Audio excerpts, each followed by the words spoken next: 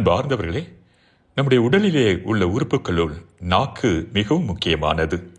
நாவினால் நல்ல வார்த்தைகளை பேசி பிறரை மகிழ்ச்சிப்படுத்த முடியும். அதே நாவினால் ஆத்திரமூட்டும் வார்த்தைகளை, கோப வார்த்தைகளை பேசி பிறருக்கு வருத்தத்தை கொடுக்க முடியும்.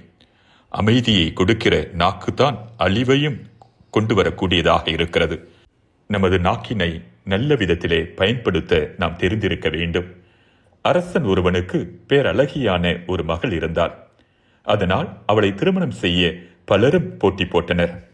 அந்த அரசனும் தன் மகளை மனம் முடிக்க போட்டி போட்டவர்களிடம், நான் 2 கேள்விகள் கேட்கிறேன், அதற்கு சரியான பதில் சொல்பவருக்கே எனது மகளை திருமணம் செய்து வைப்பேன் என்று சொன்னார்.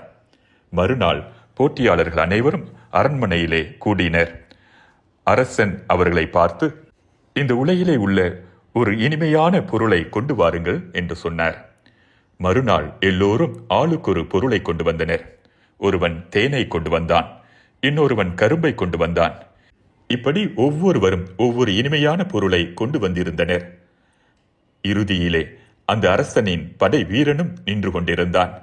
அரசன் அவனை பார்த்து, நீயுமா என்று ஆச்சரியமாக கேட்டார். அந்த படை வீரனும் ஆம் என்று தலையசைத்தான். நீ என்ன கொண்டு வந்திருக்கிறாய் என்று கேட்டார் அரசர். அந்த படை வீரன் தான் கொண்டு வந்திருந்த சிறிய பெட்டியை திறந்து காட்டினான். அதனுள் ஒரு ஆட்டின் நாக்கு இருந்தது. அரசன் அதை பார்த்து அதிர்ச்சி அடைந்தார்.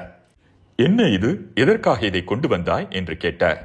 படை வீரனும், அரசே, நீங்கள் உலகிலேயே இனிமையான பொருளை கொண்டு வர சொன்னீர்கள். நாவை விட இந்த உலகில் சிறந்த பொருள் வேறு ஏது? மனிதனுடைய நாவை கொண்டு வர முடியவில்லை. அதன் அடையாளமாக ஆட்டின் நாவை கொண்டு வந்தேன்.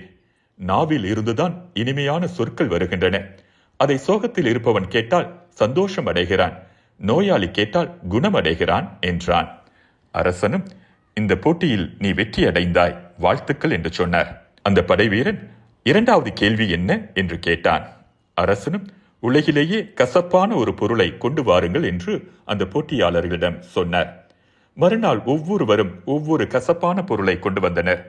ஒருவன் வேப்பங்காயை கொண்டு வந்தான், இன்னொருவன் எட்டிக்காயை கொண்டு வந்தான். கடைசியாக அந்த படை வீரன் வந்தான். அவன் கையில் அதே போன்றதொரு பெட்டி. அதை திறந்து காட்டினான். அதே ஆட்டின் நாக்கு உள்ளே இருந்தது. அரசனும் அந்த படை வீரனை பார்த்து, என்ன விளையாடுகிறாயா? இனிமையான பொருளை கேட்டேன், ஆட்டின் நாவை கொண்டு வந்தாய். கசப்பான பொருளை கேட்டேன், மீண்டுமாக ஆட்டின் நாவை கொண்டு வந்து இருக்கிறாயே, என்ன அர்த்தம் என்று கோபமாக கேட்டார். அந்த படை வீரனோ, தீய சொற்களை பேசும் நாவை போல கசப்பான பொருள் இந்த உலகில் உண்டா?